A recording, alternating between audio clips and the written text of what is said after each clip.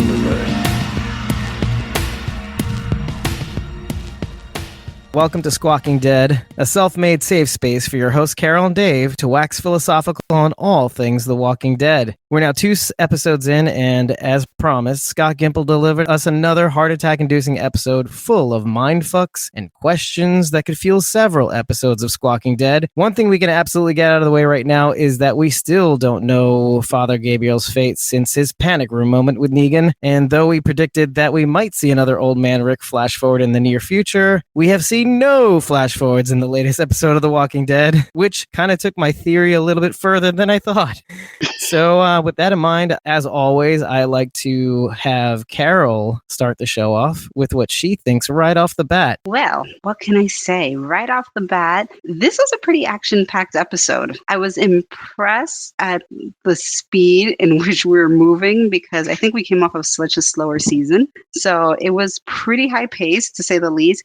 And it was also different in that last season we had all these kind of singular story episodes. We had about 4 different factions going on at the same time. So it was a lot of, okay, now we're here, now we're here, now we're here. So it definitely kept me alert, that's for sure. I don't know if they're Easter eggs or hints of what's to come, and we'll get to it when we go through it, but it definitely set the stage up for the next coming episode. So I enjoyed it. Oh, good. I think maybe the first half of the episode, part of me is like, oh, I am definitely going to need to rewatch this episode because it's like you said, there was a lot going on, and some of the stuff didn't.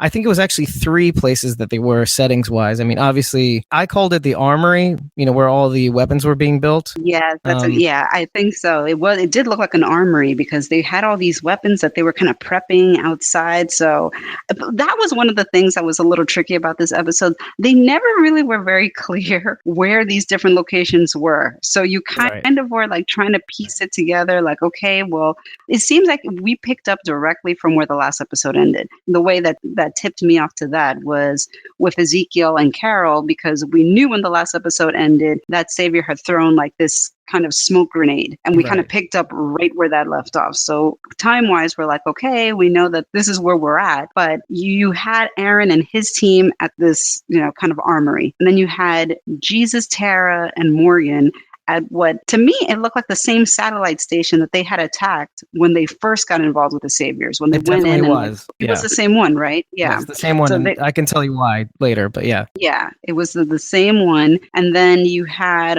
Carol and Ezekiel and the Kingdom that were like going through, the woods, going after the same Savior that had thrown that smoke grenade. And then you had Daryl and Rick, who were at another location that I guess was referred to them by Dwight. But they were in the same building as the armory, and there's a reason why you know that.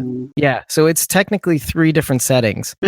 While Aaron and Erik and crew were busy at the bottom, basically, having a standoff, they had snuck up upstairs, shot those 2 guards at the door, and they were on the top floor of that building. You hear that when they're prying open the elevator doors. You actually hear the gunfire from because of the maybe the acoustics from the elevator or something. But so that's when it becomes aware.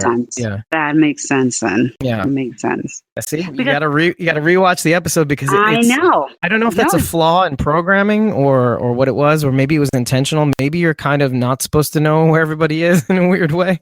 Yeah, but, I mean, that because it was never. And I tried reading Dwight's note when Rick is looking at it. I was like trying to read. Okay, yeah, like pausing and trying to read like what exactly is he saying. So, but that does make sense because I also was trying to figure out, okay, what is Aaron's mission here? Because they just basically drove up and just started shooting, and it all is just like literally like in my notes, it's like I'm taking notes while I'm watching this, and it's like back to Aaron in the firefight, back to Aaron in the firefight, and it's just because that's. Oh, you were like taking stage notes, like okay, exit stage left, enter stage right. I had to because we kept jumping from different people. I was like, okay, I need to keep track of everything that's going on here so I can sort of piece together this whole stage of what's going on. And that was the thing with Aaron. Like I was trying to figure out like what exactly is the purpose of what they're trying to do, because like that I guess, savior lieutenant or higher up, I guess. Like she definitely seemed like she was higher up. Yeah. I think it was like Mara or something like that. She was mentioning like, oh, they're too chicken shit to come inside. So they never were trying to get in. I mean, we kind of figure out like from a tactical perspective, it's like, well, they don't have to. It's like they just shoot some of you guys and you're just going to reanimate and turn and, you know, do the work for them basically, which is pretty smart. Exactly. One thing that I did pick up on was the outpost notes. Now I realized maybe I'm slow. I feel like I start off every episode with, Carol, maybe I'm slow, but I guess I'm not going to edit this out. But it's like you think this is how we work through it. We're talking through it. This is how we figure it out. Yeah, exactly. That's why we're squawking. I mean, there's just no rhyme or reason. It's occurring to me now that the notes that were being passed back and forth between Daryl and Dwight, those were all the notes that Rick was using for the outpost kills, the lookout kills. I know it sounds stupid but it hadn't occurred to me until now, and it's directly important for this episode rather than last episode because now there's an implication that, okay, all of this stuff paid out except for it seeming to be maybe what Rick and Daryl are going through right now. And I just wanted to address that. Wherever we go from here is fine, but this is what happens when you watch the show attentively and actually take rigorous notes, but I'll never get to your level. I'm just going to say that out loud. No, if you could see my notes right now, just to be honest, in order for me to understand all the different subplots going on, I literally highlighted. I was like, green is for Aaron and his group. Blue is it's like that. I seriously did. Yeah. You're like, it's like either like one of those serial killer walls with the the colored with like strings. the different with the different like newspaper clippings. Yes, and the pins and the colored string, or like it's Russell Crowe and the Beautiful Mind. All the I'll take Russell Crowe and the paper Beautiful looks Mind. like the scribblings. Yes, I'll take the Beautiful Mind reference. I'll take that. Okay. I'll take that better than serial killer. I think the best way to discuss this episode is just talking about each group because it's like it cut so many times from one to the other was like ping pong. I mean, obviously, and some groups had more going on than others, although by the end, everybody's kind of in a pretty precarious position, I would say. Now that you said that, I think the one we can probably shelf really quickly is the shootout. There's a lot going on physically in terms of a shootout, but the little things here and there, I mean, it's really pretty much cut and dry, except for some small things that were pretty clever. Yeah. So, I mean, the technique I thought was clever. It was the same cars from the first episode from the season premiere. So they just basically rolled on out from the sanctuary to this kind of armory location and just opened fire. And, you know, like I said, I thought it was pretty smart tactic to basically just, you know, figure, okay, we're going to kill some of them. And those ones that we kill, they're going to reanimate and turn and they'll do part of the work for us. I don't know. I thought it was kind of interesting that one kind of lieutenant woman, like she seemed kind of like surprised, like she didn't know. I was like, I figured at this point in the zombie apocalypse, we're far enough that we should know this or everyone should know this. It's like, yeah, they're going to die and they're going to reanimate. Like they don't necessarily have to be bitten, but she was like, oh no, they don't have to come in. I think you're giving her too much credit because maybe I am. Maybe no, like do you know what I mean? Not because of that, but because I'm sure that they know that, but but it's that they're so aggressive and they think that other people are aggressive. And I think it goes to what we were talking about last week when in terms of these people need to be put in a limited box, a short leash, if you will, in terms of rules, in terms of behavior, in terms of thinking a certain way. We do see a little bit of that fighter/worker dynamic today. And with the saviors, in terms of the fighters, they are thinking that they are out to get us. We have to be, we are Negan. We have to be aggressive. We have to take them out. So I don't think they think there's much room for strategy when faced with brutality. So they're just thinking, oh, they rolled up on us, the whitest drive-through you could ever see, practically. Pretty much. Oh, that's how white people do it. Oh, that sucks. Yeah, they just, it was like a drive-by, except, you know, stopped. But it literally had that feel. It was like she's just standing there and the car's just kind of by and open fire. That was kind of like a pretty intense way to start. Yeah, I was like, oh man, okay. If you saw the first people that went down too, they kind of just fell. Yeah, they kind of just fell. Yeah. It wasn't like an action scene where they like went, like I'm making the sound and they're waving their shoulders about like they've been gunned down. But no, they just kind of fell. They kind of dropped. Yeah. I noticed a lot of that in the satellite station also. There was a lot of that. There were a lot of people just dropping. I I mean, Just- I get it, but Like yeah, imagine the stage direction and just fall like you're a Just sack fall. of potatoes. Just fall. That's I it. mean, I know Just that's fall. it's more authentic that way. You know, everything people have been told about action movies are dead wrong. When bullets fly past you, your body doesn't hit the opposite wall, or you know what I Right. mean.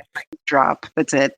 No extended death scene. You just kind of fall. That's it, and just lay Yeah. there. Just lay That's there it. until we tell you to reanimate and, Yeah. and stick huge contacts in your face. So Pretty much. yeah. But I will say the Aaron's group like gave us like a glimpse at some of these like kind of B level or C ranking individuals that like we haven't seen. Like Tobin was in there. Yeah, the B team in Alexandria. Yes, exactly. That we're because it's like we like see them and then we don't see them for like 6 episodes. And then it's like, oh well, they're still here. But Tobin got shot. Looks like the woman with the short hair. I think her name was Francine. Like she looks like she died. It looked like she got shot in the chest. Yeah, and then obviously Erik, not looking too good for Erik. No, he's holding. Yeah, it's something that somebody said, and something that I've read before is that, and I don't know how authentic they're going to be with this, but gut shots, man, it's hard enough to actually deal with a gut shot when there isn't an apocalypse and proper medical attention, because there's just so many factors. It's like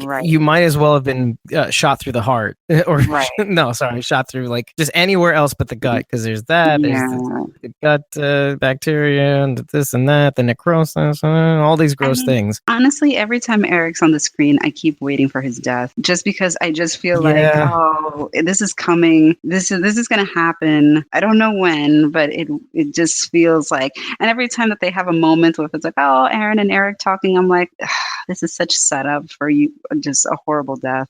Like it's just like I just kind of keep waiting for it to happen, and then and I was watching and I was like, wow, Erik's being very aggressive here. He's very showing up actively. Yeah, I was like very actively involved in this firefight, and then when I noticed the gunshot wound, I was like, oh boy, here we go. That's it. Yeah, you know what though? I painted a different backstory for Erik in my head though. Walk with me here, Carol. Take a stroll with me. Take a stroll. I know that when we first met him, he was injured, right? And yes, he was. That's right. And all that stuff. And I think the overall impression was that he was not a fighter and that he didn't have the fighting in him. But when I saw this episode, I feel like maybe there was another reason why he didn't fight.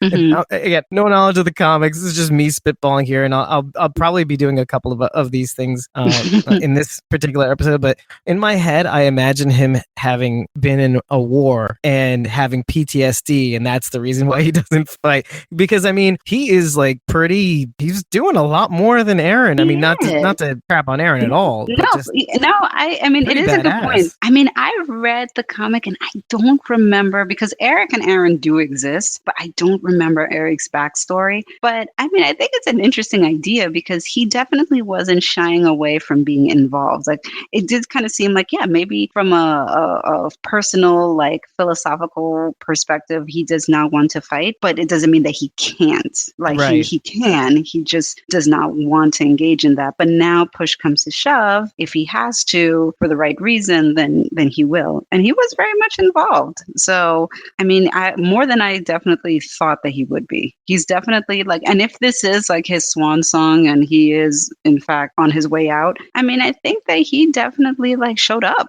I think he did. I think he kind of really showed up and really made a contribution. So if he's going to go out, he went out in at least blaze of glory. Blaze of Glory. Yes, there you go. Exactly. Wasn't that a Bon Jovi song? Yes, it was, for young Oh my ones. God. Okay. I'm glad about that. I'm glad because I got the reference right. I just don't care for the song as much, but one day I'll sing it. I think it's for Young Guns too. I'm very tempted. So sad that I know this. I don't remember why I walked into the kitchen 10 minutes ago, but I remember like that Blaze of Glory is by Bon Jovi for Young Guns 2 soundtrack. So whoa, nice job. Yeah, isn't that sad? It's like I'm very much kind of like a gold mine of useless information. Yeah, we should do a podcast together. There we go. Oh, okay. So I think that's about all my notes on it. To be honest, Yeah. I mean, it was the only thing was the reanimated dead, which we kind of just mentioned. One thing I did want to note is that once the dead were reanimating, if you noticed it, the Aaron and Erik gang, they just basically stopped firing for a little while, or maybe completely, because the saviors had still been precision firing, and the noise obviously attracts the walkers, and I think they saw no need to actually continue. That's pretty tactical. That's pretty smart. Yeah, job well done. Job well done. There you have it. There you have it. Good for them. Something that we did mention last week, a theory that I had. I mean, it wasn't a crazy theory. Obviously, it makes complete sense, but it goes to what we've been saying about the plan not being to kill Negan. In fact, I'm not even so sure that the whole plan is to actually kill Negan at all, even though there was some aggression going on last week. But it does seem, and Gimple confirms it, is that they want to starve the Saviors out to a point. Right. Literally, just to kind of bring them to some sort of breaking point,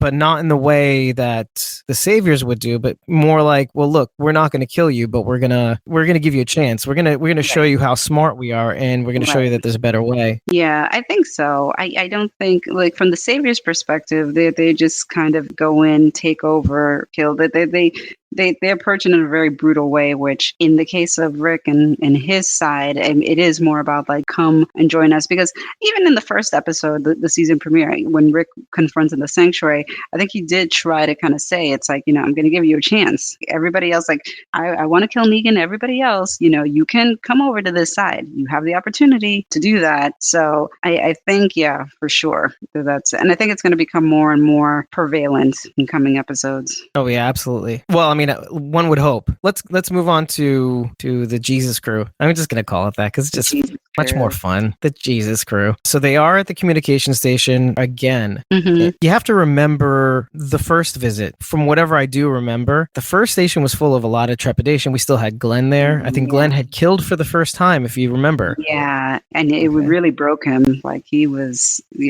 shaken. He did it so that Heath wouldn't have to do it. Actually, yes. I think what it was. Yeah. So you have to remember how somber, how timid they were at the thought of even having to kill. Like they really felt like they had to kill. Right. This was a people on people war, and people that may not even know that they're coming. I mean, they don't announce themselves, so it's just such a crazy contrast. You're talking about people that, if I remember, Tara was there last time, if I'm not mistaken. And am I right? I feel like I'm right about this. She was. You know why? Because her and Heath were there, and they left after the raid on that satellite station. Because then her and Heath went off on this kind of supply run, and they weren't there for the lineup when that whole thing happened. I don't believe. They weren't. Yeah, they weren't there for that, but they were there when they raided that satellite station. Yeah, we brought it up last time. I said the two questions, but it was actually three. And the first question was it how many zombies have you killed, or something like that. Yeah. And then how many people have you killed? And the third question is actually why. And it really does kind of echo across time, the time between this first visit and the second visit. Well, you see that the Saviors have not changed. They have not missed a beat. No.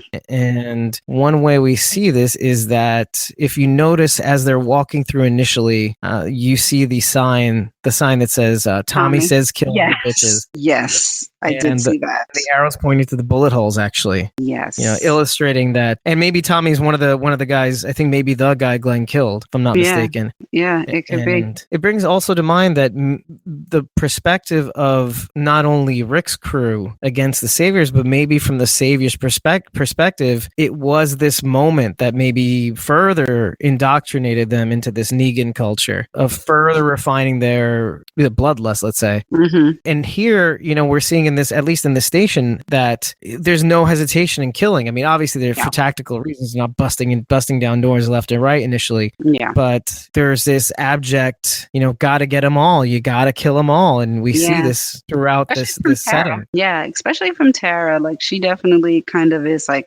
these are my orders. This is what we have to do. And that's it. Morgan too, even when they were outside, Morgan is pretty confident. I mean, there was the two guys who I think offered to cover for him or whatever, because he had to distract those walkers in that one area. So I think it's Diane from the Kingdom with the arrows. She takes out those two saviors that I guess were on patrol or lookout or whatever. And Morgan's like, no, I don't die. I'm like, well, wow, Morgan. I do want to focus on that actually, because you say confident and I say suicidal. Disturbed. It stems from this I don't die. It's this weird curse that hangs hangs over him that he just can't seem to escape. And I think a lot of the reason for that is having to shrug his philosophy. A lot of that. Yeah. He's off balance. I mean, I feel like, and you see glimpses of this when they actually do flash back a little bit between him and that conversation between him and Rick in the church. Him trying to convince Rick that there's another way, and Rick being very convincing that really there's only one way. Very almost neat, and let's say it. Yeah, pretty much like, this is the only way. This is all that we can do. While Morgan was still trying to kind of hold on to like, well, maybe there's some sort of way, some sort of compromise that doesn't involve having to go to that point. Yeah, so he did kind of keep flashing back to this, to that conversation. But we have this situation with Jesus and Tara and that savior in the closet. We do. So I thought to myself, when this whole thing happened, I was like, well, I was like, Jesus' stance. I was thinking to myself, I was like, have we seen Jesus really kill or kind of be aggressive? And I had to think to myself, I don't think, but he was a part of that raid on that satellite station. He was there, but I don't know how involved maybe he necessarily was. But that's right. He led them to the actual communication station. If you remember, he was leading the Hilltop crew, and even one of those guys had been there before too. Yeah, the one that got killed, unfortunately. Right. So he wasn't. Let me start with an A, but I forget. Yeah, I don't remember his name. Art he wasn't. Something. Yeah, but he was involved. So I kind of was thinking to myself, I wonder this particular, stance of like, I mean, and I understand to a point because, they open up this closet and this guy's there on his knees with his hands up. And it's like, well, what do you do in that situation? It's like, do you shoot somebody who appears to be unarmed, surrendering? Like, what do you do? Like, do you not care? And you're like, well, whatever. Well, which is what Tara would have wanted to do. Tara was like, well, no, doesn't matter. And in that case, she turned out to be right. she ended up being right. He was trying to, put one over on them. So much so that he peed on himself. To be that convincing, yeah. I mean, there's a lot to say about that, too. I mean, I think we may be a little split here. Okay, so the first thing I will say is that there's that positive part of me. And I know this is just, I feel like I'd be the first one to die in the apocalypse. But there's a strong part of me that it's hard to extricate the idea that Jesus is right. Oh my God, a Jew saying Jesus is right. But I was going to say, I'm the Roman Catholic on this podcast. What can I say? He talks a good game. There you go. Really, it's this one straw that breaks my back, and that's because I'm a camel. Middle Eastern. It's the idea of the plan, and there has to be a limit, I think, to the killing. I think there has to be a maximum body count, and today was a very high casualty count episode. I mean, it's not all very readily apparent, but a lot of people be dying on the Savior side today. Yeah, I mean, it was one of those things where, I mean, that satellite station has seen a lot of losses. Jesus, I mean, well, no pun intended. Very unlucky. Well, Jesus did save today. Jesus saved. Yes, he did. Jesus did save. And I mean, but that was the crazy thing. I mean, it was just, it was a level of violence that was from Rick's team that you don't typically see. And it was just kind of ruthless where, as soon as they got those two patrol guys, they like work their way in. Diane whistles, and then a good chunk of them come in with pretty big assault weapons. Like, I mean, they came in pretty heavily armed. Well, I think that they shot a few that were in the corridor, and then I think that Jesus kind of gave the signal, and then they started kind of, busting open the doors and just killing anybody they found. I mean, and some of those guys were just like what originally happened at the satellite station when they originally went back when they with their first encounter with the Saviors. I mean, they killed these people in their sleep. Right. I mean, a lot of these people were sleeping, and this time around, I mean, I think the first guy that they shot, who they busted the door open, he was like sitting reading a book. They just were going in, trying to kill as many Saviors as they possibly could. Yeah, at a certain point, it's like, I don't know. I mean, it's a lot. Yeah, it is a lot. And like you said, Jesus was there not from the beginning, but he was there in the first encounter. He knows about the body count. He knows the stakes too, with respect to the plan. And maybe there is a long-term logic here as well. I mean, there's the obvious ethical concern of maybe it's not not great to slaughter people, just Yeah. slaughtering everybody, even though we've kind of won. But there's the other concern that, okay, what are the rest of the saviors going to think? Right. If they find out, let's say they leave one behind, that one person tells everybody else. Yep. But let's say one kind act, people lay down their weapons. Some people survive, and when they surrender, they lay it down. Maybe this is a bridge too far, giving the pissing Dean is what I like to call him. What am I, Donald Trump? Pissing Dean a second chance. I think that might be the good way to go. It's tough because now you're thinking to yourself, okay, 2 times, and how are they going to deal with this one guy going forward? They've tied him up. Is he going to be passed out? Is they take him somewhere? Is he going to be shackled? Is he going to put in a cage? So I mean, this guy is going to be a problem. Yes. I mean, it's kind of like the wolf, like right. That's what Morgan does. Yeah, that he kind of enslaves, and he's sort of like, no, we're not going to kill him, but we're going to hold on to him. We're just going to, imprison him. Well, I don't even know if he had the cell made yet, but he definitely had him contained in that basement that they had in Alexandria. And damned if that didn't come and bite them in the butt. So. Right. And that's the worst part, is that you can see where he came from. It was the birth of the backstory for Morgan and Eastman and that whole thing. Yeah. I'm thinking in the back of my head about Morgan when he said, "I don't die." And then he kind of just proved that he doesn't die. Yeah.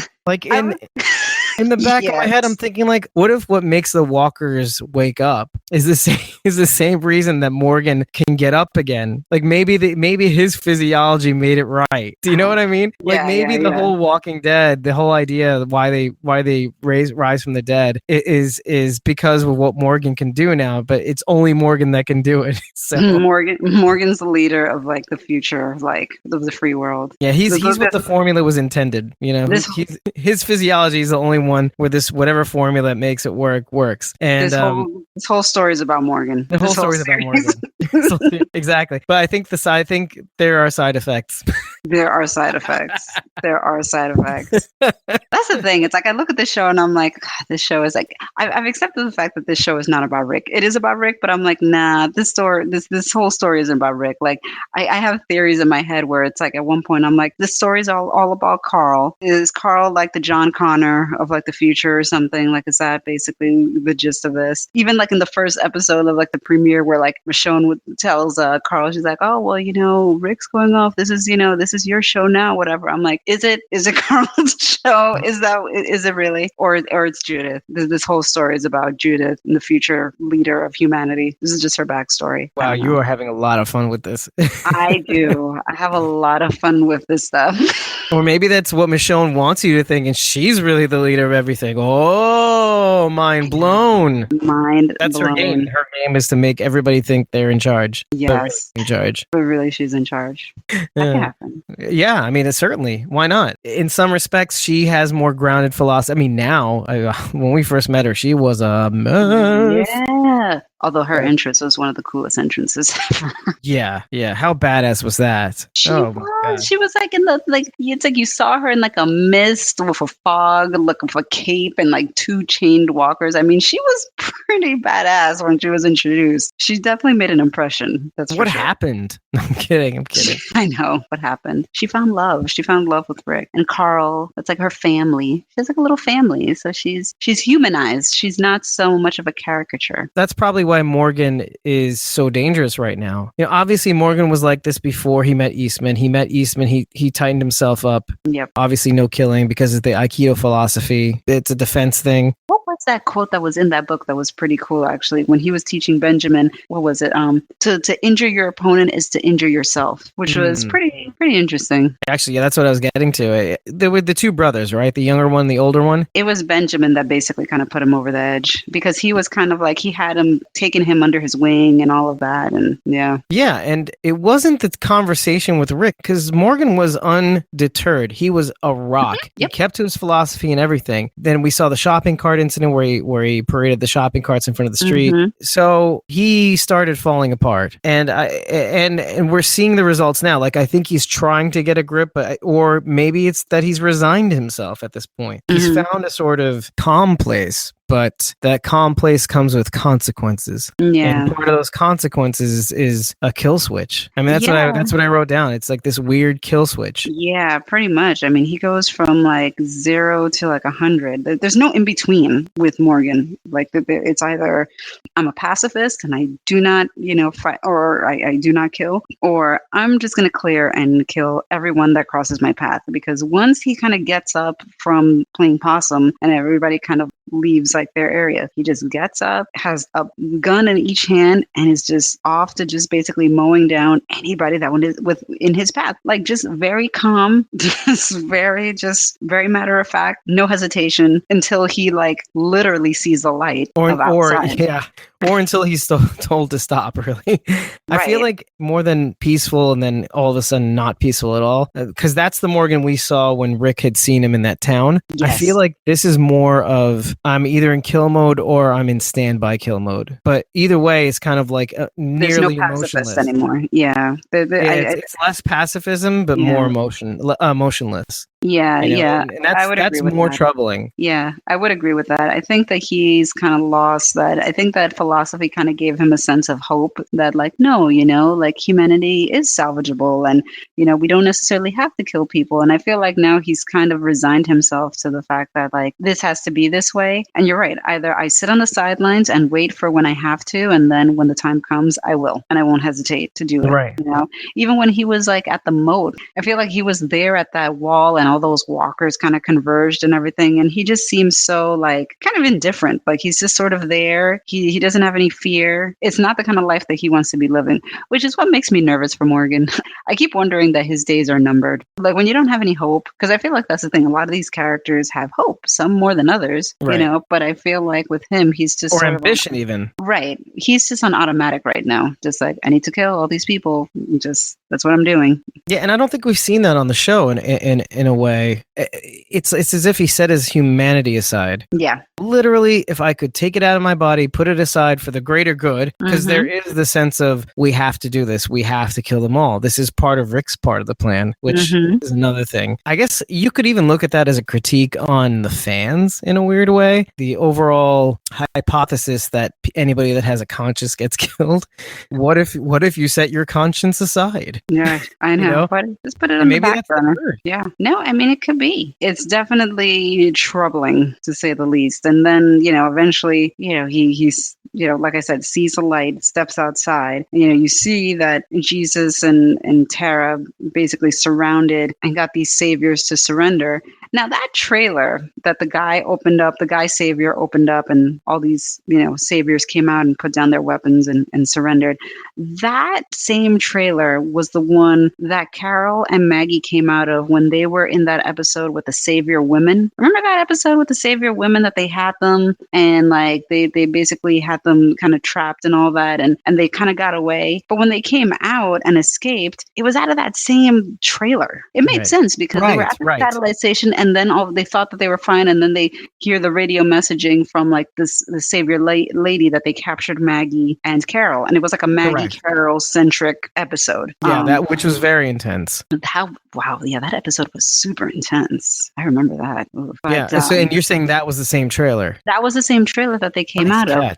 Yeah, which makes sense because that was right after the satellite station, so they were in close proximity to each other. So these saviors surrender, and Morgan kind of is still in a fog, in a daze, and he sees that guy, the one who killed his protege, the guy who killed Benjamin, and I think his name is Jared. I think that's what his name is. I think he made some sort of smart-ass comment, kind of like, oh, you're here too, whatever. And I mean, Morgan was just about to... That's right. I was trying to recall who that was, because I knew we'd seen him. Yeah, it was the long-haired guy. Everybody's face. Yeah, he was the long-haired guy that was part of the crew that Morgan was with when they would do those exchanges. He gonna die? Yeah, well, yeah. I mean, that's my thing. I'm just like, okay, this dude's not lasting long. I mean, like you for sure are gonna die. Like you're not getting away much longer alive.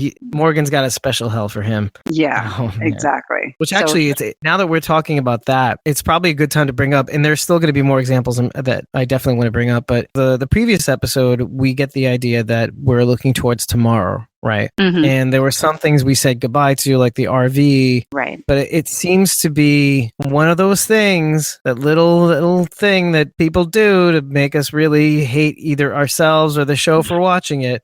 That's the idea that the past is really not through with them. No. It's illustrated crazily in the communication station. Like you said just now, the trailer, the bullet holes in the wall with the arrow and the sign, and all these themes kind of repeating. And then we definitely do see this with Morgan now. I mean, it didn't even occur to me, or I couldn't recall who that guy was. And, you'd think the past would be through with you, but now he really has to confront this guy and figure out if he still wants to keep his, set his humanity aside, Morgan. Right. So it's interesting. And we do see other examples of this, but let's see if we get there. Yeah. Another note, it happened so fast. Like, I really only caught it the second time I watched it. I didn't really catch this the first time at all. When they're standing outside there and Morgan and Jesus are like Jesus is basically convincing Morgan, like, no, don't shoot him. Like, we're not going to do that or whatever. One of the guys on Rick's side, on the Jesus Morgan Tara side, takes a Polaroid of like. Oh, does he? I wonder what the point is, because obviously, Rick took a Polaroid of when the sanctuary went down last episode. So I don't know if they're just kind of keeping them for posterity's sake, the way the Saviors did it too. I don't know. Oh, I can tell you. Okay. Your theory? I have a tiny theory. And it's funny, it just kind of popped in my head now. What if the whole idea of it was, think of one simple place that would benefit from having those Polaroids. And that's Oceanside. If I'm not mistaken, they made them a promise. Like, I know we're taking these guns by force, technically. Right. But the whole reason why we're doing it is so that we can build a better tomorrow, so that we can not necessarily get rid of all these people, but to show people that there is another way to actually do this. And I know that we're doing something wrong to achieve this, but we will make it up to you. And I think that's interesting. I think those Polaroids will benefit Oceanside, maybe even the garbage people, the trash hipsters. That's right. Forgetting about them. Yeah, but that's a very good point, because you do have those two groups that are still kind of need some convincing, and you'd rather have them on your side, obviously. Yeah. So yeah, that does make sense. It ain't a grand plan for nothing. Those Polaroids are coming up. I keep missing the shots too, though. Like, I watched the last one. I watched the second one. And it's funny, I'm seeing stills of it on the internet, but I just don't remember seeing the actual Polaroids being taken. Either it's happening too fast. It happened so fast. It was so fast, and like the only way I knew to watch for it was because somebody else mentioned it to me, and then I was watching it the second time around, so I was like super hyper alert to it. Oh my God, I didn't see it this time around. Oh my God. And then I was like, oh, there it goes. But it was so fast. I'm getting kind of pissed off. I need to watch the episode and tell you like the time mark. It was like, watch at 45 minutes. Just type Polaroid exclamation point, and then I'll just be like, oh, okay, I'll just keep this in mind. I'm like 38 years old and I'm already this feeble. Like, or like, when you see something but you don't really see it until 2 seconds later in your brain. That's basically, except not with the remembering. Oh God, I know. It's a different type of life now. It really is. It's a different kind of life. You're just catching up to me. It is. I say it all the time. I'm like, I can't hang the way I used to. It just doesn't happen anymore. Like, it's not the same. It's not the same. I think it's freaky when I actually can. It's like a 4 out of 5 thing. 4 out of 5 times I can't, but then the 5th time it's like super. Why am I still up at 6 a.m. partying with these people that are also my age, who are really not able to hang? But you know what? You all support each other. That's pretty damn cool. Yeah, I can't. I mean, every and if old person for themselves, basically. No, I'm kidding. No, and if I stay up, it's not for partying sake. It's just basically like, yay, let me watch my DVR in peace. Let me watch my stories. Yeah, exactly. These are my stories. The Walking Dead. I know. This is what I watched last night. I was like, yay, DVR. So let's rake over this really, really quickly. Is the Maggie versus Rick philosophy. And it hadn't occurred to me till Tara had said this, that there may be a ideology. Yes, I did notice that. Yeah. I I didn't notice it. Did you notice that before No. she had mentioned it? No, not at all. Like I mean, because it seemed like before this episode, it's like, okay, Rick and Maggie, they're on the same page. We're fighting towards the same goals or whatever. It wasn't until this episode that it's like, okay, well, maybe they have the same goal in mind, but perhaps their approach is actually very different in terms of their philosophy towards it, where Maggie maybe feels it's like the point is to kill Negan and to, take him down and build this new society the way it should be, without this sort of psychopath dictator and the way we ideally want it to be. Whereas Rick is kind of like, take no prisoners. I don't care who you are. If you're not on our side, you're the enemy and you have to be completely eliminated. And right. I think that take no chances. And I didn't really notice that until this episode. And I didn't pick up on that at all. That there was a slight shift in their ideology. Yeah, and basically what you said last week when it came to Maggie talking to Gregory, even, she'd put herself on the line at Hilltop, defending it, first of all, and second of all, always trying to convince other people to come along, to come around. And she'd demonstrate that in Alexandria, too, helping out Deanna, if you remember. Yeah. Very valuable counsel to her. Even though Rick had very good conversations with Deanna, like Deanna would really trust Maggie when it came to being her second pair of eyes and ears and feelings and feedback. She was the example of how things can be, and Rick really kind of just enforced the idea. Was more of the enforcer of the idea. She was more of the convincer. Yeah, she definitely was very calm, cool, and collected, and she had a very balanced approach to this is possible and it can be done, in this sort of way. Whereas Rick is like, nope, you got to do this. This is how it has to be. Like, I mean, when they first came to Alexandria, I mean, yeah, Deanna relied a lot on Maggie because Maggie was sort of like this very logical, sensible person that could understand where Deanna was coming from and what Deanna's vision was for Alexandria. Right. Whereas Rick was like, you guys are soft. You need to harden up because this is the reality. This is what's going to happen. Otherwise, you're going to get killed. Right. And you do need both those things. Yes, it's a balance. It is a balance because obviously Maggie knows how to obviously fight if needed. And, a lot of these people in Alexandria and the Hilltop were very,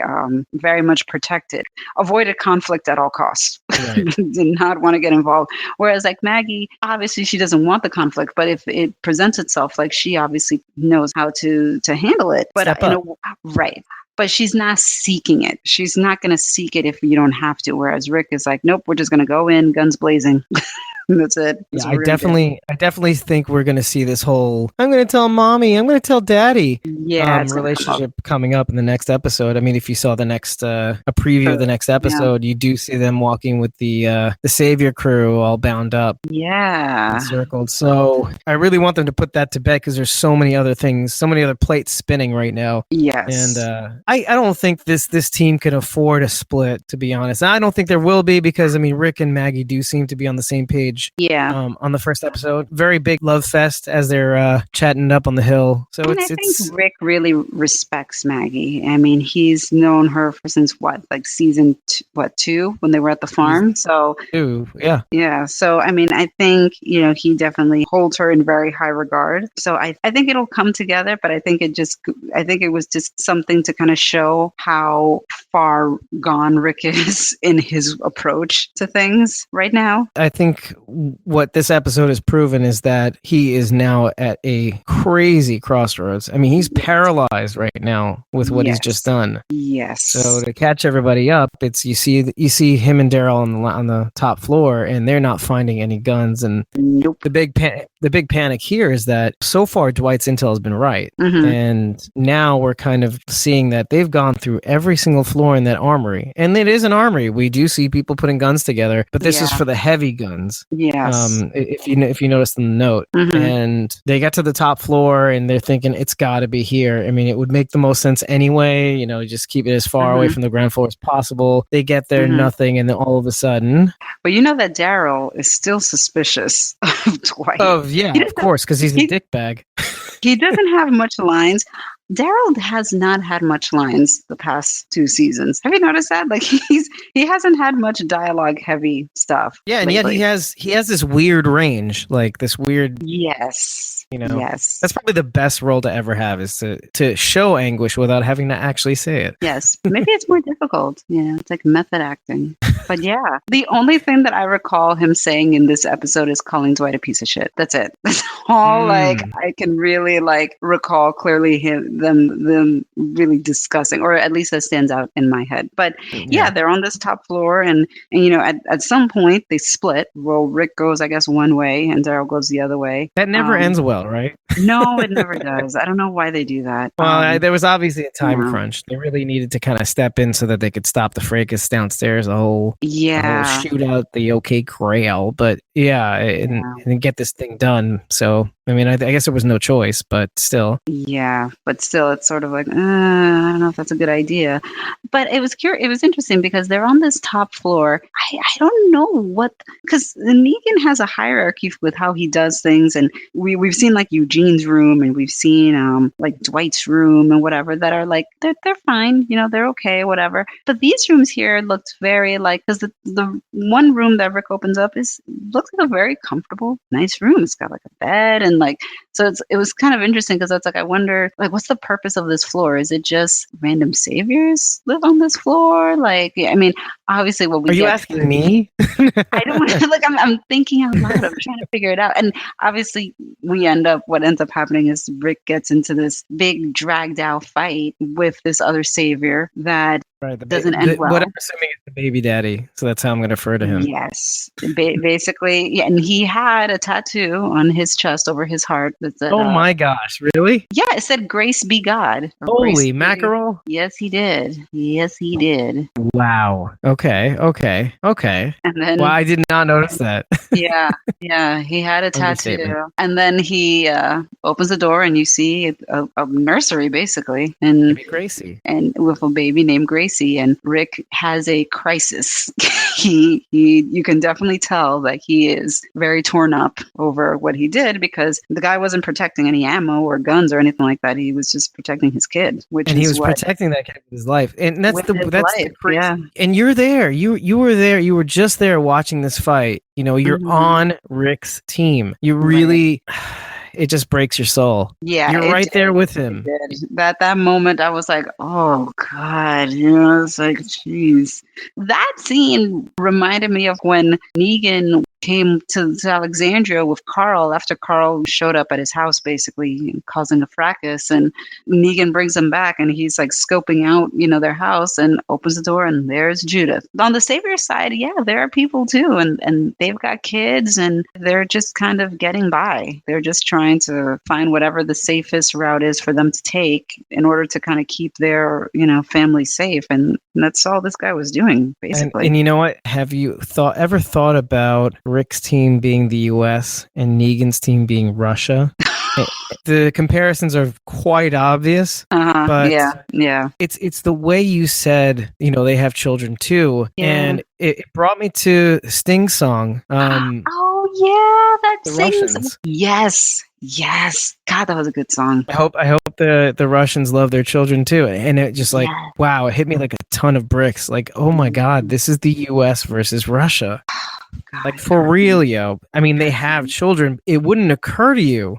No, because if you think about it, humanize your enemy. Right. That they have children, that they reproduce, that they love them. Yeah, exactly. And I mean, and that's Rick, who, ironically, the sheriff, if you're talking about U.S. versus Russia.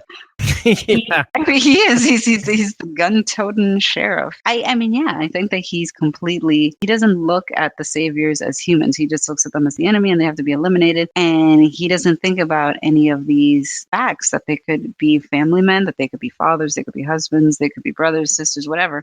But these are people too. They just happen to fall on a different side of the battle line, and in some cases probably just by chance, because they came across Negan's group, or Negan came across their group, and it was either surrender to Negan or be killed, or who knows? Like, what other options did many of these people have? Maybe not. Maybe they didn't have much of an option. So what are they going to do? Take their chances? It seems like if you abide by Negan's rules, you get pretty. You do quite well. You do okay.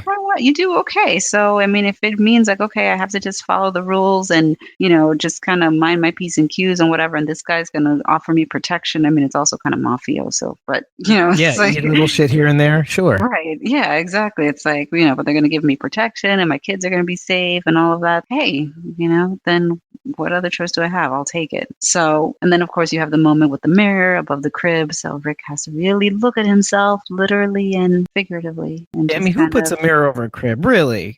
Yeah, I know. That was, which is why I say like, and of course we have the mirror. So he has to look in the mirror and see like, gosh, what have I become? What kind of monster have I become? I think that's the name of the next episode, actually, Monsters. Less that, really, I'll at least say like, what did I just do? Yes. Yeah. How could I not think that these people have kids? And of course, he was doing all the same things as remember in the prison. I think when Judith,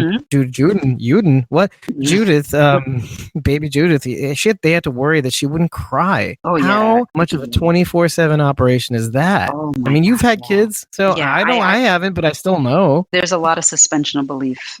So there's an awful lot of that when it came to the this whole end points to Carol. On the Judith storyline, there's a lot of suspension of belief. I'm like, all right, well, we're gonna go with that. There's no law against marijuana, so who knows what they did? Who knows? Early childhood development out the window. When I saw this, though, I was like, so now what happens to that baby? I'm like, is Rick going to take the baby? Or are we just going to like pretend, okay, like he saw this baby and he's really torn up about it. Okay, we're going to move on. Is that what's going to happen? Well, I guess we don't know. I guess we'll see. We'll see. We'll see. I don't know. Yeah, that's going to be a trip. I mean, I think we're assuming the same thing, that he's going to, oh man. I don't know. I'm saying, like, I don't know. What are you going to do now? I don't know. All right. Well, really quickly, do you think Dwight fucked Rick and Daryl? See, the thing is, in my heart of hearts, I don't think so. But part of it is because, again, I'm biased because I read the comic, and I think that he does want to see Negan fall. I don't think that he would be sabotaging them, but I don't understand what this mission was because it does seem like you led them to like nothing. You just basically kind of march them into this situation where they're going to be captured unless, I mean, it's hard because it's like there are times where he knows things, Dwight, but he's not necessarily Negan's right-hand man to know all the particulars of any kind of decisions that are made or anything like that, because he didn't know about like the whole Negan and Sasha thing. Like he didn't know any of that was going to happen, or even with the garbage people betrayal and all that. Like he didn't know any of that was going to happen. Like he basically can give them certain things. That's like, we'll be there. They're going to show up on this time or whatever, like that kind of stuff. Like he kind of knows certain basics. So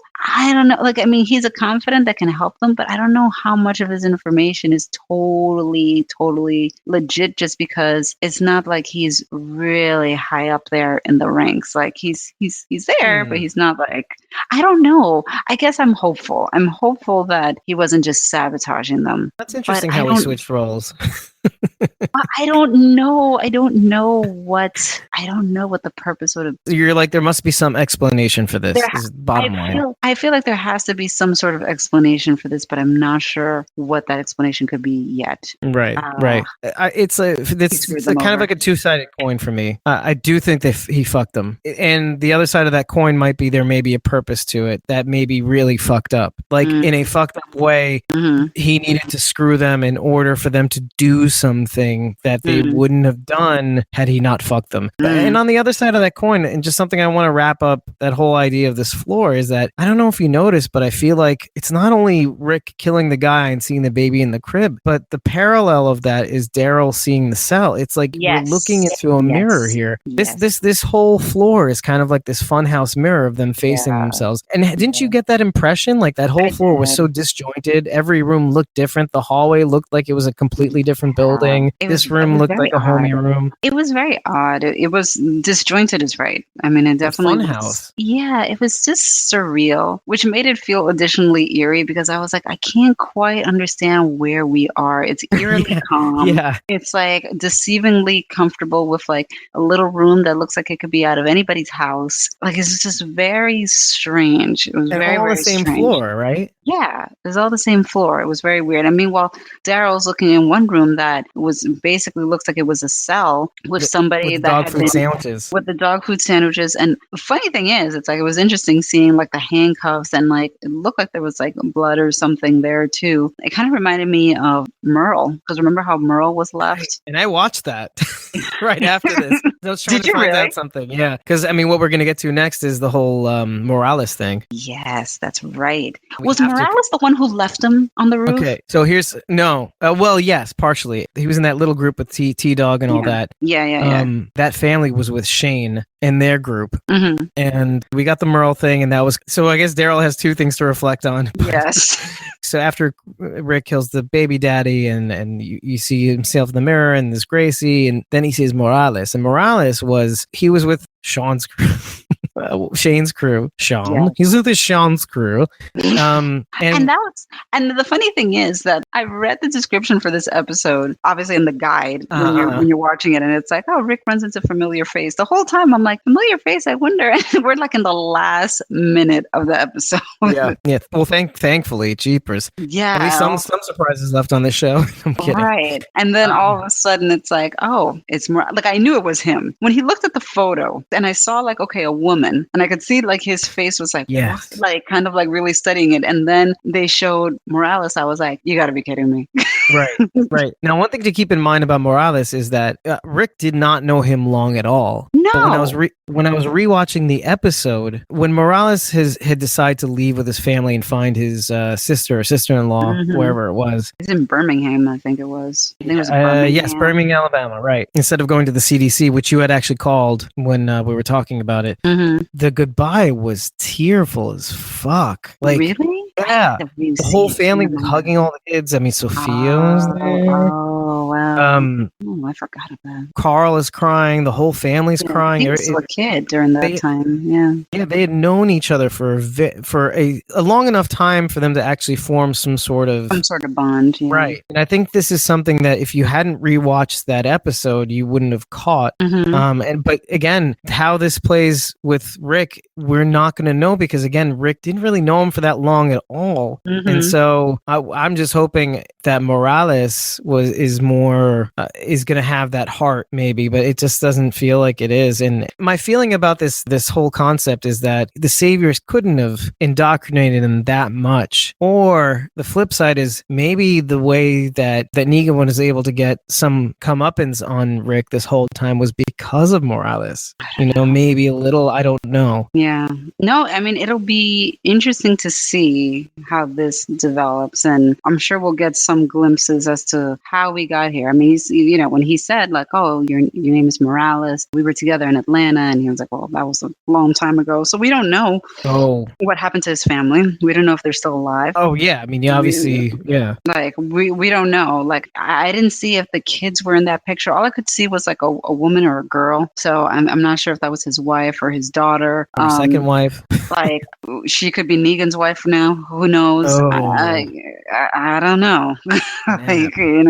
So, I mean, it's like we don't know necessarily what happened, but he did say that was a long time ago. I heard somebody say this, and it was a good point that they were like, it was a kind of cliffhanger, but kind of not, because they were like, it's like, pretty much Rick isn't going to die, at least not right now. So Morales is likely going to get knocked out by Daryl. I was like, what a shock that would be for Morales. It's like, wow, Daryl, you're still around? Hey, like, I mean, like they were both around at the same time. They were part of the same camp. That's right. So it's no coincidence that like they're kind of being put together in the same scene. Same sequence, yeah. Oh boy. Because I got to figure at some point after this little meeting, Daryl's got to come up in there somewhere. He's on that floor.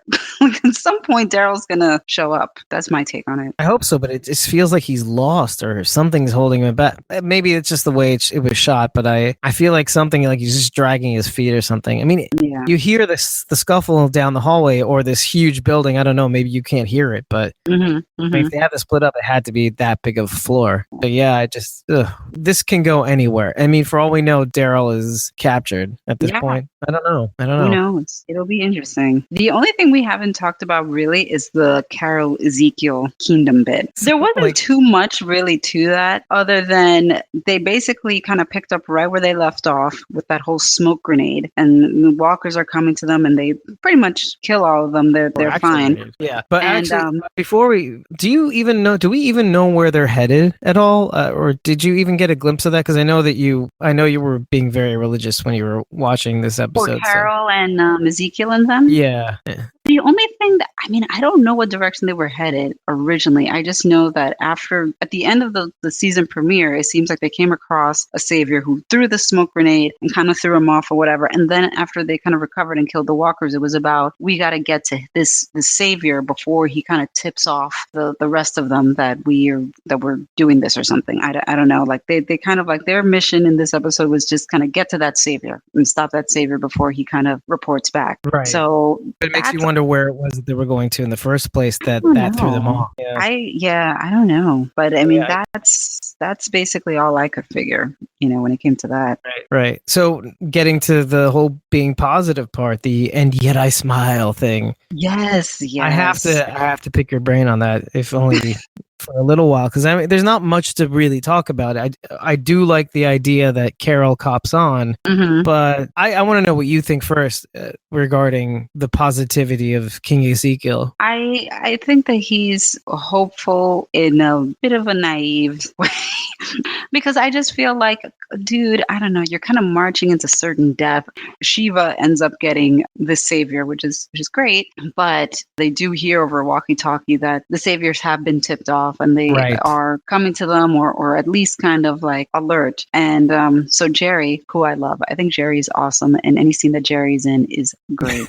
I think fan favorite. He's awesome. How could you not dislike him? But it makes me feel like because he's so likable, he's going to die a horrible death soon, and I'm already mad about it. No, like, it's just, that's how it is. It always is like that. So I'm like, okay, this is probably going to happen, but oh well. But just no, take it in while you can, basically. Exactly. No, because the kingdom between Jerry and Ezekiel, they have this. The kingdom in general has this kind of hopeful, positive energy because in their little society, they have built a very well set up society. They have everyone's involved and actually pretty martial too, because with Alexandria, they were kind of just sheltered. They were sheltered behind their walls and they have their little society, but they're sheltered and that's it. And they can't necessarily fend for themselves. Hilltop, same sort of deal. Whereas like the kingdom, you saw like last season guys doing like burpees and jogging and whatever. It's like within this society, you have like your commoners and you have like your warriors or your knights. Essentially, yeah, you have like your knights and your peasants or your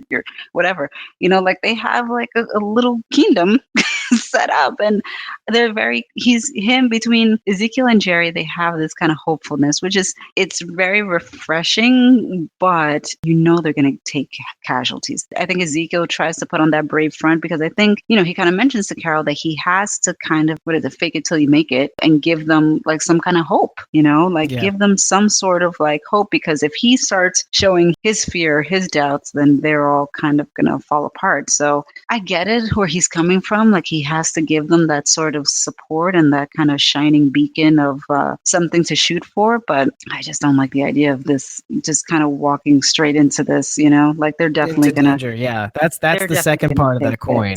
Yeah, they're definitely going to take losses, which is the thing that's makes me sad. Although one point that I think it means something, and I'm not totally convinced yet what it means. At some point, they come across some sort of walker. Yes. Okay, good. You brought this up before I did.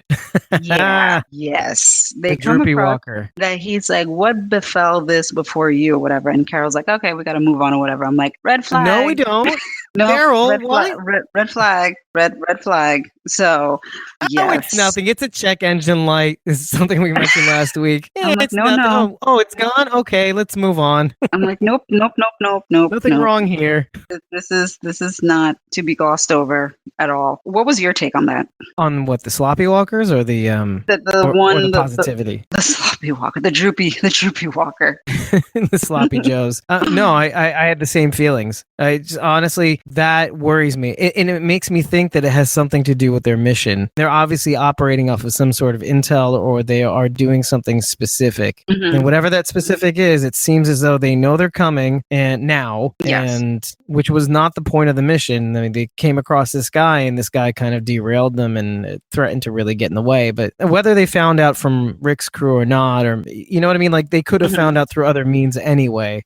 But everybody is counting on the idea that they would be too stupid to to try to attack them, even though they know they're coming. But I think them doing it anyway may actually play to their advantage. But that's just me being hopeful. You know, that's me being inspired by King Ezekiel. If you think about it, I guess what you're saying though about King Ezekiel is that you are begrudgingly finding value in his philosophy. But I understand his philosophy, but I think from a tactical perspective, let's be hopeful, but let's not be delusional now. Yes, there is hope, and we've had a victory here. Yay, that's awesome. But let's not be cocky necessarily and walk into a situation that you know they're waiting for you.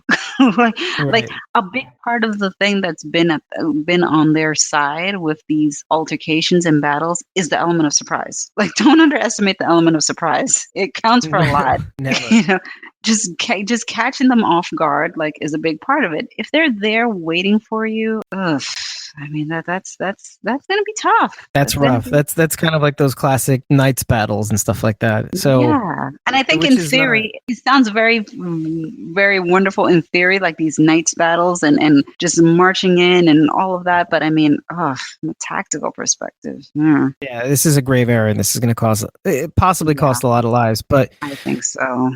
I do. I mean, but who knows, right? It's left to be seen. We don't know how this is going to turn out, but I do think that the Droopy Walker will have something to do with it, and I think there are so many reasons to be incredibly nervous about this. The Droopy Walker, it was like he had like skin pulled, right? That's what it was. Like I was looking and I was trying to kind of because he looked very white, right? Like there was like a lot. I was trying to understand.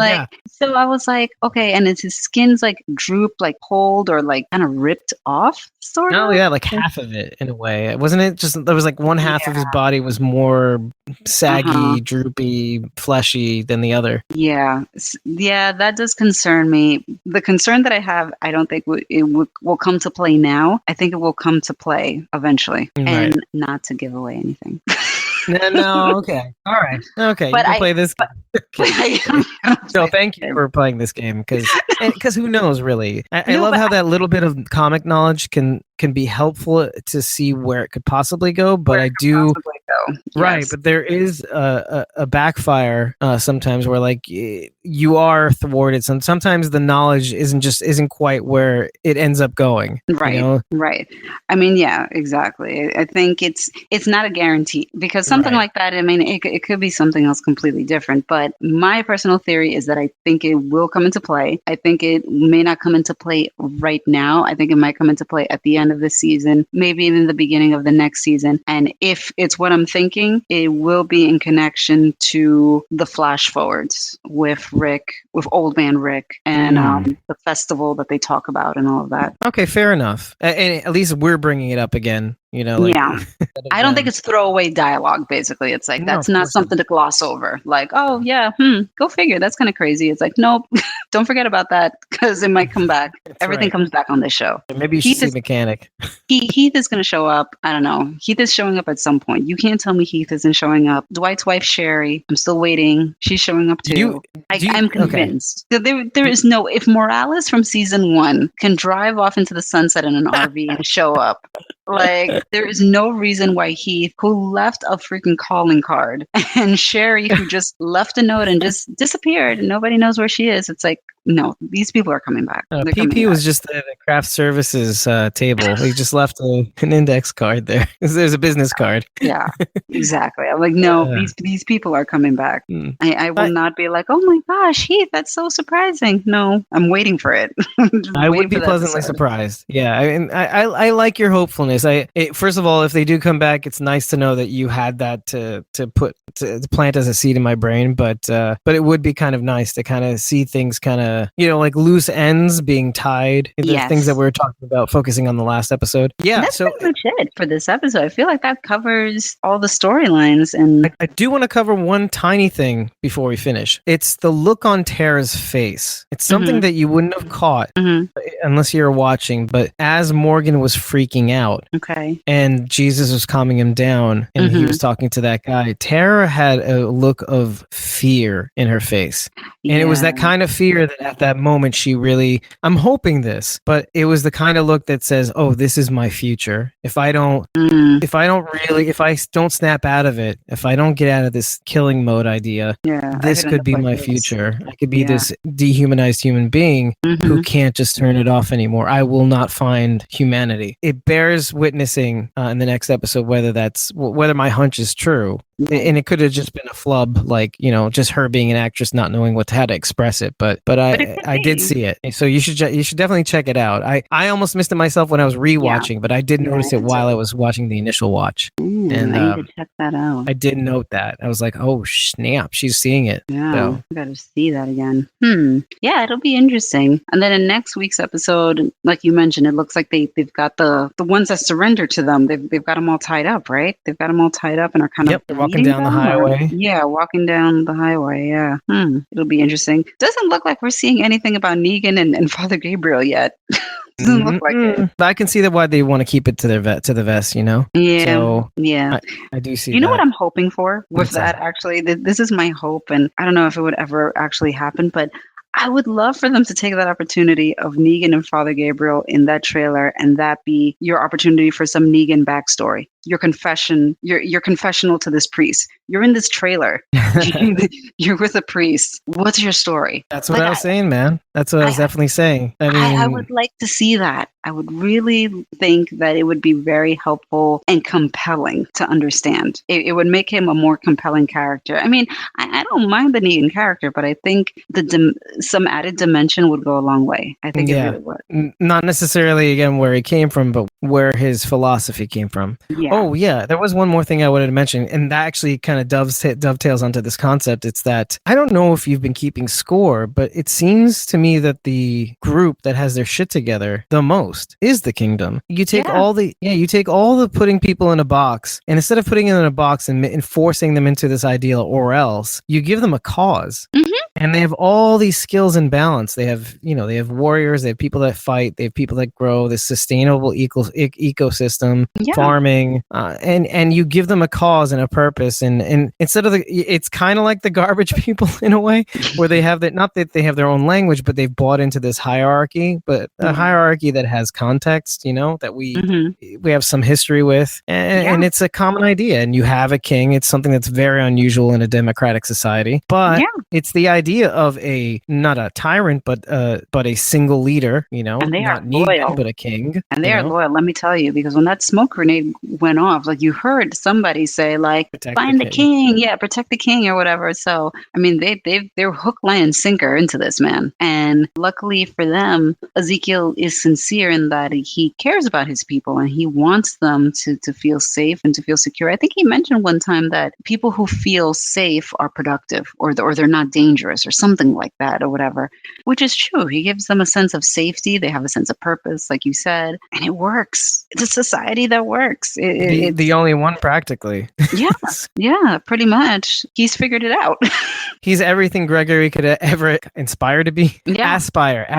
Yeah. He could ever aspire to be. And it's all the qualities of all the different places that we've seen. Yes. All rolled up, and it's not perfect, but it's good enough, and it works for everybody. It works for everybody. Everybody has their purpose, whether you're a part of the knighthood, whether you are a farmer, whether you are... They talked at some point about having like movie night and whatever. Like, I mean, like everybody has like a purpose, and that goes a long way. I mean, they're not just kind of sitting around thinking like, oh God, I hope I don't get killed today. Like, I mean, they have a sense of purpose, and that goes, pretty far, and they owe it to this guy, So at the end of the the day, I think that he's definitely kind of figured it out. And I mean, I like Ezekiel. Like, he has the good of his people in mind. I think that Carol kind of looks at him a little like, like she's such a hardened fighter at this point. I mean, I love Carol for numerous reasons, but I mean, she's been through so much. Yeah. So, I mean, she's very skeptical, but I think that even she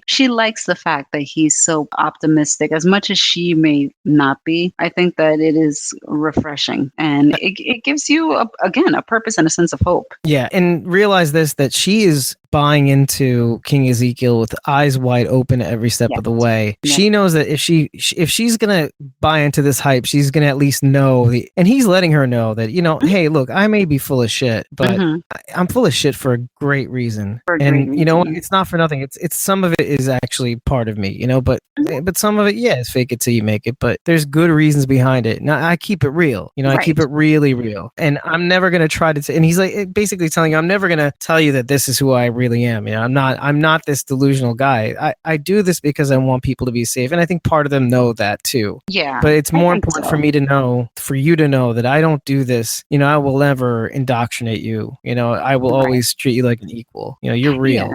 Yeah, he knows that she understands. They have an understanding between each other, and I mean, he can be honest with her, truly honest. But yeah, he does that. He explains like, look, this may be an act, but it's for a good reason, and people respond to it, and it gives them, a sense of security. And yeah, I'm sure that there are a lot of people that are like, oh, King, but like at the same time, everybody accepts it, and it works. So don't knock it till you try it. Too, if you haven't noticed, like it seems as though he needs an equal more than anything.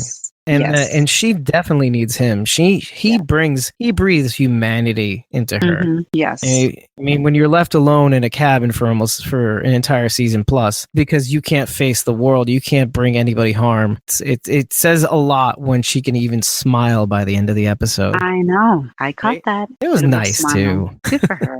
Good for her. We're all smiling. Isn't it nice that we both left on a positive note? That we're leaving you all on a positive note after an hour and 58 minutes. But on point. We covered everything. I'm pretty confident of that. Aren't you all glad? I am glad. I think we covered everything, even little Easter eggs that I am convinced will come back. They will come back. Yes, and if you guys come back, we would love it very much. And yes, we just want to thank you for listening in this long. And if you like what you hear, let us know at, I think it's squawkingdeadpodcast@gmail.com. Did I get that right? You did. squawkingdeadpodcast@gmail.com. And we'll see you in the next one. Until then, squawk, squawk. Thanks. Bye, guys.